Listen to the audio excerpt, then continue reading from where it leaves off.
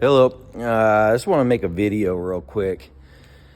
Working on a 2011 Nissan Juke, and before I even did it, I watched videos on how people do it, and I was pretty mind blown over how people are doing it. And as I lifted it up, I mean, I've been working on cars for 22 years now, and there's always another way.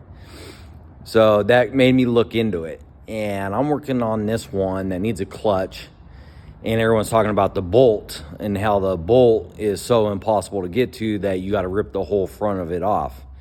Well, I'm making this video because I laughed when I actually got into the job myself and realized you don't have to touch none of the front end at all.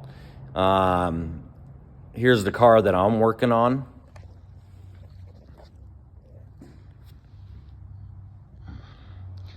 Haven't touched underliner at all on this side. Sorry about my video. It's my cell phone. It's all I'm working with. This side, you come to the driver's side, you do gotta take these three off right here. That opens it up because you got a ground wire over here. You got the little cable bracket you got to get to. That's about it on this side.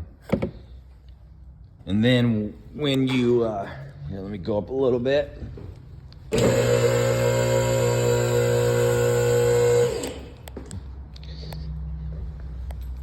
See, the problem is what people get scared about is basically the problem is on these is that bolt that they're complaining about. I mean, don't get me wrong, it's a really messed up design.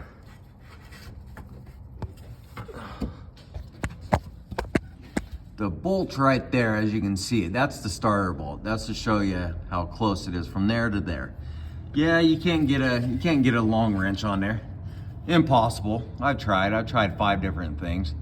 Couldn't get it to work. As you can tell, the fan, everything's in there, not touched. It's in there. So the problem is you can't get leverage. So basically what I do is I use this, just a breaker bar. So I reach up there. As you can see, my wrench is on the bolt still. I reach up there and I put that on the tooth of it. And what I do is I smack it up with a hammer and it breaks it loose. And when it breaks it loose, you can reach up with your left hand on that side, your right one on this one, just hit it a couple times up until it's loose. And then you can reach up there and you can twist the bolt out by your fingers. And then you just leave the bolt sitting there. The bolt's just sitting up in there right now. And then when you put the tranny in, the tranny will push the bolt back, and then you just and it's pretty easy to turn. And then you just twist it in, and then you just get this. And when you get to the top, you just do it reversed. And you can just reach up there and you can pry down with your hand and get enough leverage to tighten that bolt. And that is the reason why everybody pulls the front end of these apart. And it just makes no sense to me. Because I